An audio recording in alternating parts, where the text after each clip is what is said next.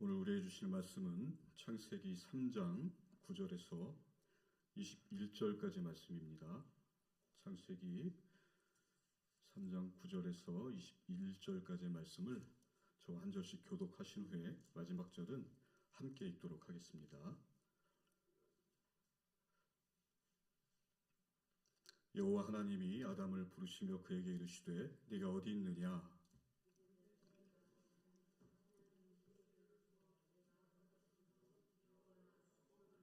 이르시되 누가 너의 벗었음을 내게 알렸느냐? 내가 내게 먹지 말라 명한 그 나무 열매를 네가 먹었느냐?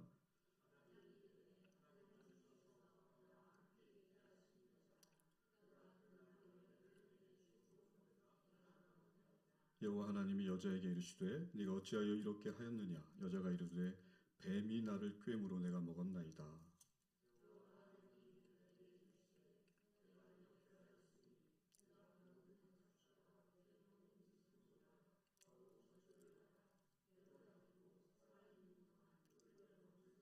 내가 너를 여자와 원수가 되게 하고 네 후손도 여자의 후손과 원수가 되게 하리니 여자의 후손은 네 머리를 상하게 할 것이요 너는 그의 발꿈치를 상하게 할 것이니라 하시고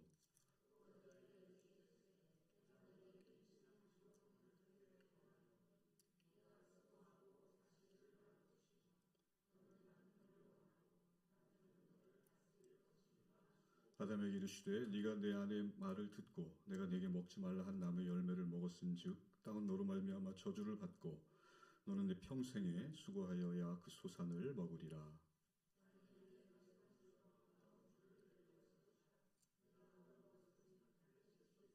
네가 흙으로 돌아갈 때까지 얼굴에 땀을 흘려야 먹을 것을 먹으리니 네가 그곳에서 취함을 입었음이라 너는 흙이니 흙으로 돌아갈 것이니라 하시니라.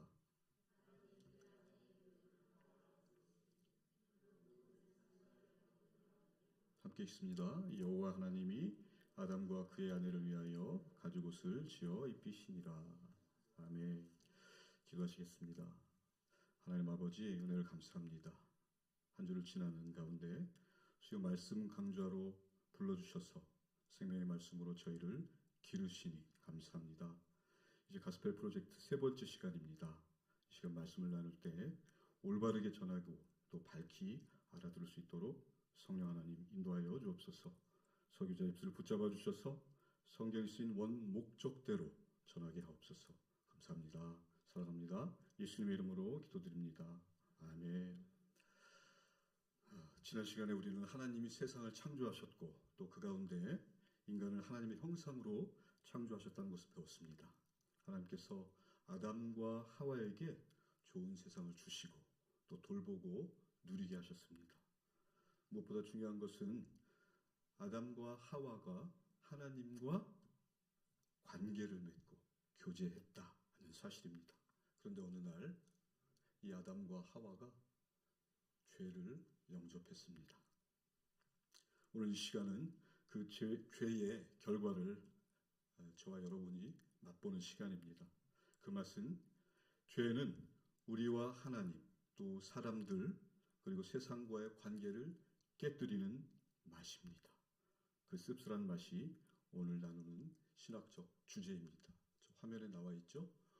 저 주제의 말씀을 가지고 따라오시면 되겠습니다.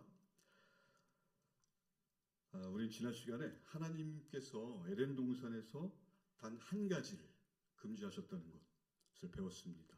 선악을 알게 하는 나무의 열매는 먹지 말라입니다. 이 금지 조항은요, 하나님께서 아담과 하와와의 관계를 유지하시기 위한 보호장치였습니다. 그래서 그에 대한 자세한 설명은 없습니다. 여러분 그렇잖아요. 보통 위험할 때는 많은 경고문이 붙죠. 그러나 그렇지 않은 곳에서는 경고가 그렇게 많지 않습니다. 겁을 주는 문구도 없어요. 하나님도 그저 단순하게 먹으면 죽을 것이야 라고 하셨습니다. 가령 하나님께서 이렇게 하셨을 수도 있을 것입니다. 야, 너네 이거 먹으면 네 후손들은 다 죽어. 다 망해. 전쟁이 끊이지 않아. 네 자식들은 서로 죽이게 될 거야. 네 눈으로 너의 부모가 병들어 죽는 것을 보게 될 거야 라고 하나님께서 길게 설명하셨다면 아담과 하와의 선택이 달라졌을 수도 있었겠죠. 그렇지만 하나님께서 그렇게 조항을 붙이지 않으셨어요. 만약에 하나님께서 그런 단서를 달았다면 그것은 강압에 의한 것입니다. 강제에 의한 것이죠. 하나님은 말 없으심으로 아담과 하와를 조용히 기르셨습니다.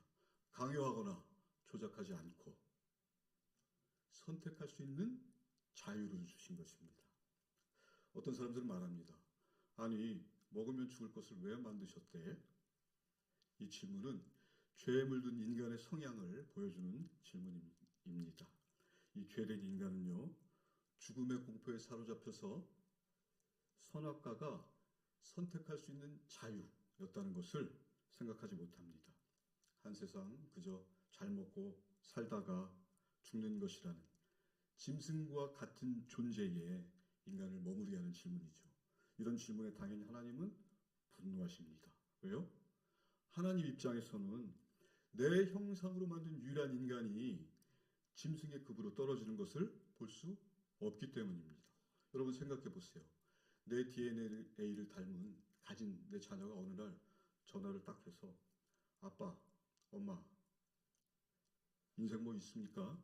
그냥 편안하게 먹고 자고 하고픈 대로 살다가 죽을 테니까 앞으로는 나 신경 쓰지 마세요. 전화를 뚝 끊어요. 여러분, 그 자녀 어떻게 하실 겁니까? 확 하지 않으시겠어요? 하나님은 이렇게 조작하시는 하나님이 아닙니다. 선악과는 다시 말씀드리지만 죄까지도 선택할 수 있는 자유를 주신 하나님을 알 수 있는 것이죠. 여러분 선악과를 생각할 때 죄에 집중하지 마시고 자유에 집중해야 합니다. 우리 믿음은 하나님으로부터 온 것입니다. 그것이 로마서 1장 17절 말씀이죠. 로마서 1장 17절 말씀인데요. 함께 읽으면 좋겠습니다. 복음에는 하나님의 의가 나타나서 믿음으로 믿음에 이르게 하나니 기록된 바 오직 의는 믿음으로 말미암아 살리라 함과 같으니라. 아멘. 신약 성경의 원어를 보면요, 이 믿음이 피스티스라고 되어 있습니다. 이것이 영어로 faith로 이렇게 변화하죠. 그런데 구약에서는 이 믿음을 에무나라고 합니다. 여러 가지 단어가 있지만 에무나라는 말이 가장 많이 쓰입니다. 에무나, 이 히브리 단어인데요. 헬라어 피스티스 같이 믿음이라는 의미도 있지만 사실은 이 믿음이라는 의미보다는 이 에무나라는 단어에는 성실, 정직, 신실함이란 뜻이 많이 들어 있습니다. 무슨 말씀이냐면요. 하나님의 믿음은 하나님의 신실함이다. 이런 말씀이에요. 그래서 오늘 방금 읽으신 믿음으로 믿음에 이르게 하나니에서 앞에 믿음으로가 하나님의 신실하심을 보고 인간이 믿음으로 이르게 된다. 그 말씀이에요. 여러분 이해 가십니까? 하나님의 그 신실하심이 우리 인간을 믿음에 이르게 했다. 그것이 로마서 1장 17절 말씀의 의미인 것입니다. 이렇게 신실하신 하나님께서는 인간에게 죄까지도 선택할 수 있는 자유를 허락하신 것입니다. 그렇게 해서 온전한 순종은 자유가 담보되어야 하는 근거가 생기는 것입니다. 하나님께서는 아담과 하와가 이런저런 잔머리 굴리지 않고 지혜를 짜내지 않고 그저 어린아이같이 순수하게 순종하기를 바라셨던 것입니다. 그러나 그들은 실패합니다. 순종이 아니라 반역을 합니다. 하나님은 자유를 주셨는데 아담과 하와는 그 자유를 가지고 하나님을 반역합니다. 그렇게 돼서 인간들이 고생을 하고 또 사망에 붙들려 꼼짝 못하게 된 것이죠. 인간의 반역의 결과를 세 가지로 한번 살펴볼게요. 첫 번째, 인간의 반역은 하나님의 말씀을 불신하게 만들었습니다. 오늘 3장 1절에서 6절을 함께 읽겠습니다. 읽으실 때 특별히 뱀이 하나님 말씀을 어떻게 왜곡했는지 주목하면서 읽어보십시오. 읽겠습니다. 그런데 뱀은 여호와 하나님이 지으신 들짐승 중에 가장 간교하니라. 뱀이 여자에게 물어 이르되 하나님이 참으로 너희에게 동산 모든 나무의 열매를 먹지 말라 하시더냐? 여자가 뱀에게 말하되 동산 나무의 열매를 우리가 먹을 수 있으나 동산 중앙에 있는 나무의 열매는 하나님의 말씀에 너희는 먹지도 말고 만지지도 말라 너희가 죽을까 하노라 하셨느니라. 뱀이 여자에게 이르되 너희가 결코 죽지 아니하리라. 너희가 그것을 먹는 날에는 너희 눈이 밝아져 하나님과 같이 되어 선악을 알 줄을 하나님이 아심이니라. 여자가 그 나무를 본즉 먹음직도 하고 보암직도 하고 지혜롭게 할 만큼 탐스럽기도 한 나무인지라. 여자가 그 열매를 따먹고 자기와 함께 있는 남편에게도 주매 그도 먹은지라. 아멘. 뱀이 하나님 말씀을 어떻게 비틀었는지 찾으셨습니까? 하나님은요, 단 하나만 빼고 나머지는 다 먹으라 그러셨잖아요. 하나 빼고 다 먹어도 된다. 그런데 뱀은 뭐라고 합니까? 그것을 교묘하게 바꿨습니다. 어떻게요? 정말로 어떤 나무의 열매도 하나님께서 먹지 말라고 하셨니? 여러분 이해되십니까? 자, 하나님이 주신 복이 총 100개라고 가정해 봅시다. 그런데 하나님께서는 99개는 너희가 먹되 하나는 먹지 말렴 이라고 말씀하셨는데 뱀은 뭐라고 합니까? 야, 정말 하나님이 어떤 나무의 열매도 먹지 말라고 하셨니? 이거 하나는 먹어봐. 선악과. 즉, 한 개를 선택하게 하고 나머지 99개를 상실하게 만드는 것이에요. 아, 그렇구나. 시원한 얼굴이 없으시네요. 이게 뭔 소리다냐. 그런 얼굴들이신데요. 여러분, 뱀의 목표는 의심하게 만드는 거였어요. 의심. 그래서 이건 뭐지? 라고 의심하는 사람에게 이제 노골적으로 나오죠. 어떻게요? 먹어봐, 안 죽어. 이 말에 아담과 하와가 선을 넘죠. 죄는 말씀을 의심하는 것에서 시작합니다. 그리고 말씀을 부인하는 것으로 끝납니다. 우리도 그런 경우 많이 있습니다. 이런 거죠. 나는 베풀고 즐겁게 드려야 한다는 성경 가르침을 알고 있어. 그런데 하나님은 내가 물질적으로 쪼들리는 것을 바라실까? 의심합니다. 나부터 챙겨야 돼. 핑계를 만듭니다. 여러분 빌립보 교회가 극심한 가난 가운데서도 기쁨으로 풍성한 연보를 나눈 것을 증언하잖아요. 그런 성경 말씀을 무시하게 하죠. 이렇게 작게 시작된 의심은 결국 하나님의 말씀을 해도 되고 안 해도 되는 것으로 엄청난 결과를 만들어버립니다. 두 번째로 인간의 반역은 하나님과 사람들의 관계를 깨뜨립니다. 3장 8절에서 12절입니다. 함께 읽겠습니다. 그들이 그날 바람이 불 때 동산에 거니시는 여호와 하나님의 소리를 듣고 아담과 그의 아내가 여호와 하나님의 낯을 피하여 동산 나무의 사이에 숨은지라. 여호와 하나님이 아담을 부르시며 그에게 이르시되 네가 어디 있느냐? 이르되 내가 동산에서 하나님의 소리를 듣고 내가 벗었으므로 두려워하여 숨었나이다. 이르시되 누가 너의 벗었음을 내게 알렸느냐? 내가 네게 먹지 말라 명한 그 나무 열매를 네가 먹었느냐? 아담이 이르되 하나님이 주셔서 나와 함께 있게 하신 여자 그가 그 나무 열매를 내게 주므로 내가 먹었나이다. 아멘. 죄 짓기 전에 아담과 하와는 수치를 느끼지 않았어요. 감출 것이 없었습니다. 하나님 앞에서도 서로 간에도 완전히 자신을 노출할 수 있는 안정된 관계였어요. 그러나 그것이 죄로 인해서 깨졌습니다. 벗은 것이 부끄러워졌습니다. 하나님께서는 우리가 온전히 사랑하고 또 온전히 사랑받게 창조하셨습니다. 그런데 내 비밀을 이 사람이 알게 되면 여전히 이 사람이 나를 사랑할까? 아니면 나를 버릴까? 우리는 어쩌다가 쩔쩔매게 되었습니다.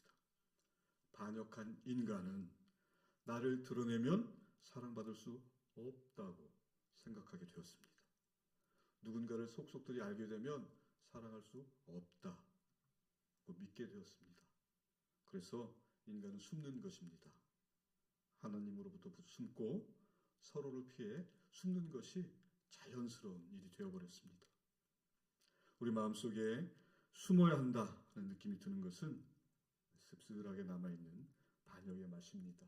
그 맛은요, 하나님과의 관계만 깨진 것이 아니고 사람들과의 관계도 깨졌습니다. 여러분, 아담이 처음 하와를 봤을 때 외쳤던 사랑의 찬가 기억하시죠? 우리 남성분들 아내분과 사랑에 빠졌을 때 외쳤던 말씀 있잖아요. 이는 내 뼈 중에 뼈요 살 중에 살이로다. 분위기가 조금 내가 그랬어? 그때 나는 내가 아니었어. 뭐 이런 분위기네요. 그런데 그런 아담이 어떻게 바뀌었습니까?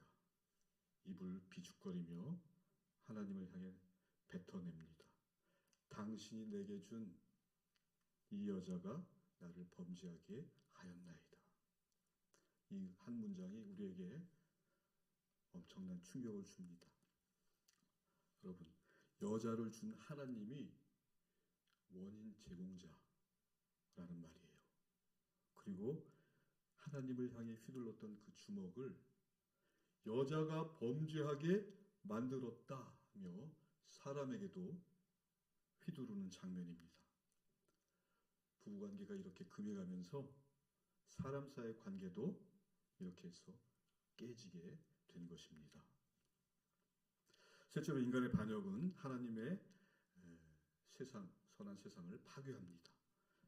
마지막으로 17절에서 19절까지 함께 읽겠습니다. 아담에게 이르시되 네가 내 아내의 말을 듣고 내가 네게 먹지 말라 한 나무의 열매를 먹었은즉 땅은 너로 말미암아 저주를 받고 너는 내 평생에 수고하여야 그 소산을 먹으리라. 땅이 내게 가시덤불과 엉겅퀴를 낼 것이라. 네가 먹을 것은 밭의 채소인즉 네가 흙으로 돌아갈 때까지 얼굴에 땀을 흘려야 먹을 것을 먹으리니 네가 그곳에서 취함을 입었음이라. 너는 흙이니 흙으로 돌아갈 것이니라 하시니라. 아멘. 인간의 반역으로 하나님의 창조 세계에 하나둘씩 왜곡이 일어났습니다. 대표적으로 하나님이 우리들에게 주신 일에 수고가 들어왔습니다. 그리고 출산의 아름다움에 고통이 들어와서 그 아름다움이 훼손됐습니다. 죄는 하나님으로부터 분리되는 것입니다. 포도나무 가지가 그 줄 위에서 떨어지면 마르고 썩어서 소멸하죠. 죄는 하나님과 나를 분리시켜서 하나님과 나를 아무 상관없는 관계로 만듭니다. 그 결과는요, 소멸, 영원한 죽음입니다. 인간의 반역은 이렇게 죽음과 에덴 동산에서의 추방으로 마무리됩니다. 그런데 여러분, 이것이 끝이 아니었습니다. 만약 이대로 끝이라면 인간의 역사는 창세기 3장에서 끝나야 됩니다. 성경도 거기서 끝나게 되겠죠. 그런데 하나님께서 역사를 연장하시죠. 그것도 인간이 반역한 그 상태에서 하십니다. 아담과 하와를 죽여서 없애버리지 않고 그들을 지우고 새로운 인간을 창조하셔서 역사를 새롭게 꾸미시는 게 아니라 그들의 죄 가운데서 역사를 이어가십니다. 역사 이야기 잠깐 하겠습니다. 사람들은 역사를 통해서 인류의 위대함을 배워야 한다고 말합니다. 지금도 인류는 역사의 수레바퀴를 밀며 발전해 가고 있다. 큰 소리치죠. 그런데 여러분, 역사를 통해 뭘 배우셨습니까? 위대하다고 칭송했던 그 화려한 제국들은 지금 다 어디 갔습니까? 다 사라졌습니다. 소멸했습니다. 잔인한 전쟁을 통해 배웠으면 전쟁이 사라져야 되지 않습니까? 그러나 지금도 곳곳에서 전쟁은 벌어지고 있잖아요. 역사를 통해 배울 수 있는 것이 있다면 그것은 인간에게는 답이 없다입니다. 인류의 역사는요, 인간의 죄와 수치를 덮어주신 하나님의 은혜입니다. 그 하나님의 은혜가 지금 저와 여러분을 덮고 있습니다. 그러니 혹시라도 죄 때문에 주눅들지 마십시오. 나는 이거밖에 안 돼. 포기하지 마십시오. 저와 여러분 모두 지난날의 잘못으로 키워진 사람들 아닌가요? 하나님 앞에서 얼굴을 들지 못하던 때가 얼마나 많았나요? 하나님께서 그럴 때마다 손을 잡아주시죠. 얘야, 네 잘못을 지우는데 머물러 있지 마라. 그 수치를 기억해라. 기억해서 어제보다 더 나은 사람이 되자. 자, 일어서라. 가자. 죄에 짓눌려서 체념하는 신앙이 아니라 하나님의 형상을 회복하기 위해서 실력을 키워야 됩니다. 실력이라는 것이 뭐 위대하고 대단한 것이 아니에요, 여러분. 그 사람 만나면 난 예수 믿어서 천국 가. 너는 예수 안 믿으니까 지옥 갈 거야. 알아서 해. 이렇게 하지 마시고 널 위해 기도하고 있어. 그리고 웃어주세요. 특별히 교회에서는요, 웃어야 됩니다. 교회에서 연습을 많이 하셔야 돼요. 교회에서 심각한 얼굴을 하고 있는 것은요, 너 어떻게 하나 볼 거야. 잘하는지 내가 지켜보고 있어. 그런 건데 그것은 여러분 큰 죄입니다. 사람을 보고 웃을 수 있다는 것은 넘어가지 않은 것이죠. 용납한다는 것입니다. 환대하면서 사람들 속에 서 계십시오. 그렇게 용서가 사랑의 시작이 됩니다. 이번 주에 약속을 한번 잡으시고 이렇게 한번 해보세요. 친구야, 내가 너 빚은 못 갚아주지만 짜장면 한 그릇 사줄게. 넌 꽃배기 먹어. 난 보통 먹을게. 그리고 힘내. 이런 게 실력 아니겠습니까? 오늘의 신학적 주제는요, 죄는 우리와 하나님 또 사람들 그리고 세상과의 관계를 깨뜨린다는 것이었습니다. 죄의 권능은 사망입니다. 세상의 어떤 권력도 어떤 명예도 어떤 위대함도 사망 앞에서 굴복합니다. 그 죄가 여전히 활개치면서 세상 권세를 잡고 있습니다. 그러나 여러분, 예수 안에 죄의 권능이 무력합니다. 사망에 쏘는 것이 예수 안에서 없어졌습니다. 로마서 8장 1절 2절 말씀입니다. 함께 읽겠습니다. 그러므로 이제 그리스도 예수 안에 있는 자에게는 결코 정죄함이 없나니 이는 그리스도 예수 안에 있는 생명의 성령의 법이 죄와 사망의 법에서 너를 해방하였음이라. 아멘. 기독교 신앙의 특징은 관계성입니다. 잘해서 보상받고 잘못해서 벌받는 잘못을 따지는 그런 종교가 아니라 철저하게 관계로 묶여 있습니다. 어떤 관계요? 하나님과 나는 부모와 자식 관계다. 그 관계가 이웃으로 또 세상으로 확장되는 것입니다. 그것이 로마서 8장 15절 말씀입니다. 함께 읽겠습니다. 너희는 다시 무서워하는 종의 영을 받지 아니하고 양자의 영을 받았으므로 우리가 아빠, 아버지라고 부르짖느니라. 아멘. 대부분 종교에서 신은 신자들 위해 군림하잖아요. 신자들은 신에게 보상을 받기 위해서 그 신을 열심히 섬기고 치성을 드리죠. 그 열심히 지나쳐서 자해를 하기도 합니다. 그러나 놀랍게도 신이 피조물을 위해서 죽습니다. 여기가 기독교입니다. 피조 세계에서도 하나님의 형상을 닮은 인간만이 자기 자식을 위해서 죽을 수 있어요. 하나님께서 사망의 자리까지 들어오셔서 죽으심으로 우리를 사망의 자리에서 끄집어내신 것, 부모 자식 관계가 아니면 일어날 수 없는 그것이 십자가입니다. 요한복음 14장에서 빌립이 예수님께 요청합니다. 하나님을 보여주십시오. 예수님이 답하시죠. 빌립아, 이렇게 오랫동안 너희와 함께 있으되 네가 나를 알지 못하느냐? 나를 본 자는 아버지를 보았거늘 어찌하여 아버지를 보이라 하느냐 하시죠. 여러분, 빌립은 왜 이렇게 요청했을까요? 많은 학설이 있어요. 그런데 결국 빌립은 예수님을 믿지 못하는 것이죠. 요한복음 21장 25절에 보면요, 예수께서 행하신 일이 만일 낱낱이 기록된다면 이 세상이라도 이 기록된 책을 두기에 부족할 줄 아노라. 아멘. 이렇게 말씀하고 계세요. 성경이 이렇게 기록한 이런 예수님을 직접 보고 듣고 만지고 같이 밥 먹고 사우나하고, 사우나는 제 성경에만 있습니다. 이 빌립이 정말 예수님을 믿은 것일까요? 물론 부활하신 주님을 만나고 나서는 뒤집어졌죠. 여러분, 빌립의 이 요청이 혹시 나의 요청은 아닌가요? 하나님, 저에게 하나님을 보여주십시오. 나는 은연중에 이렇게 하나님께 요구하고 있지 않습니까?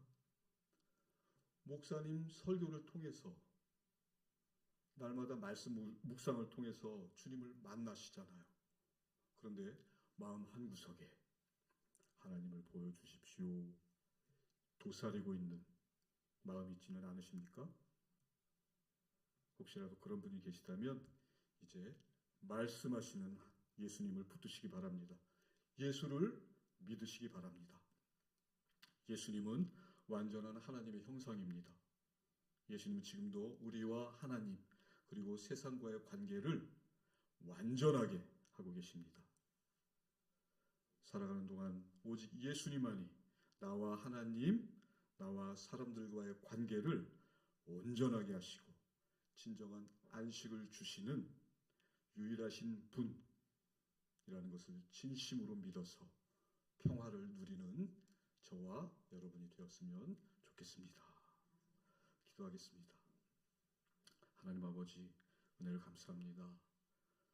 죄는 나와 하나님, 나와 사람들, 그리고 세상과의 관계를 깨뜨렸지만 그 죄 속에서 우리를 구원하신 하나님의 은혜를 발견합니다. 사망의 자리까지 찾아오셔서 나를 건지신 아버지 하나님의 은혜와 아들 하나님이신 예수님의 사랑의 순종과 매일의 삶을 인도하시는 성령님께 감사하는 우리 사랑하는 신길동교회 모든 주님의 자녀들 되게 하옵소서. 감사합니다. 사랑합니다. 예수님의 이름으로 기도드립니다. 아멘.